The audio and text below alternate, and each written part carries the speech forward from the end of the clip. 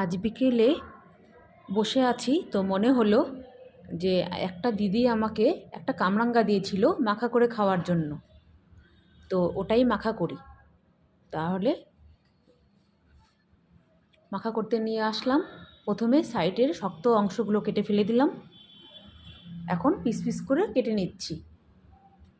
খুবই সহজ একটা রেসিপি, এটা রেসিপিও বলা যেতে পারে বা এমনিও কামরাঙ্গা মাখা। এখন রেসিপি বলবো না কি বলবো জানি না। প্রথমে সুন্দর করে বিছিয়ে নিলাম। একটা দিদি আমাকে এই কামরাঙ্গাটা দিয়েছিল, বলছে কিভাবে খাবা খাবা, তো ভাবলাম তো মাখাই করি। দিদিটাকেও বলেছিলাম যে মাখা করেই খাবো। তো প্রথমে সুন্দর করে পিস পিস করে কেটে নিলাম, দিয়ে দিলাম চাট মশলা ছিটিয়ে দিয়ে নিলাম। এখন দিয়ে দিচ্ছি ঝাল শুকনো লঙ্কার গুঁড়ো,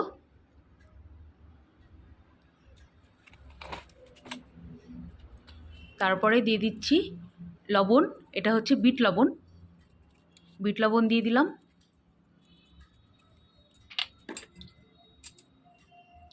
দেখুন কতটা টেস্টি হয়েছে না দেখতে, দেখেই কিন্তু জিভে জল চলে আসছে। খেতেও খুবই টেস্টি হয়। বিকেলে এক সময় যখন বেকার বসে থাকা হয় ওই সব টাইমে এরকম করে বানিয়ে খেতে ভালোই লাগে। তো হয়ে গেল আমার কামরাঙ্গা মাখা। ভালো লাগলে লাইক করবেন।